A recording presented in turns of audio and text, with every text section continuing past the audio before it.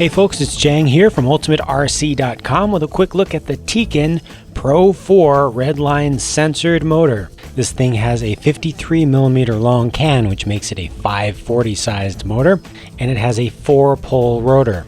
Targeted specifically towards 4-wheel drive 1/10 scale short course trucks, it has a 5mm output shaft, and it comes in 3300, 4000, and 4600 kV ratings. As you can see, I got the one in the middle.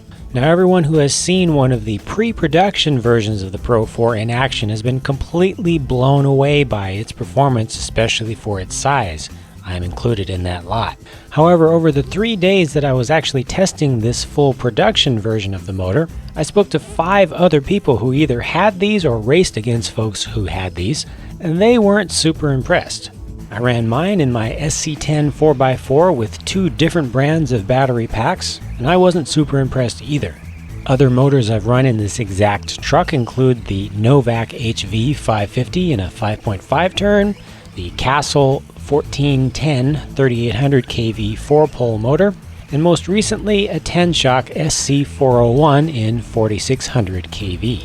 This Pro-4 motor in 4000 kV rating felt right around there in the same range as the rest, although it did seem like it had less bottom end torque, less grunt, less explosive out of the hole power than the larger and not roar legal 10-shock.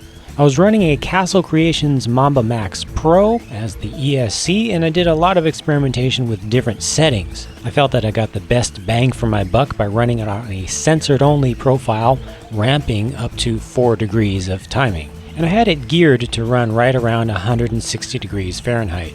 The 4600 kV version of this motor will certainly have a little bit more horsepower, and for all I know, maybe it has a lot. Wouldn't make sense, but I cannot speak for anything that I haven't actually tested.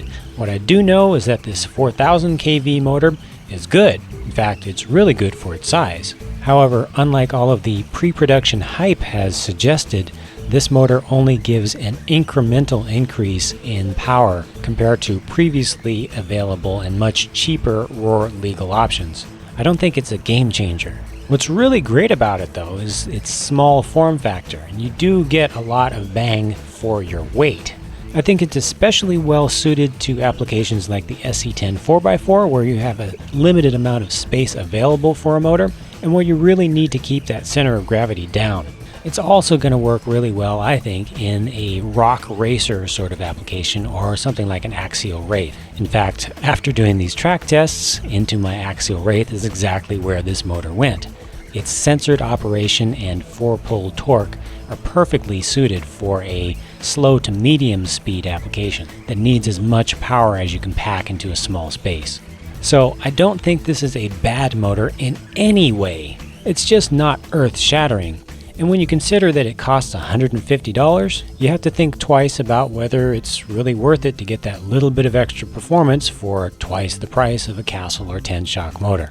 So that's it from me on the Tekin Pro-4. If you have questions or comments or want to share your own experiences with this motor, be sure to join the thread of discussion on the friendly forums at ultimaterc.com. There's a link directly to the thread in the video description. I and other hobbyists definitely look forward to getting more input. So thanks for watching, and I'll talk to you again very soon.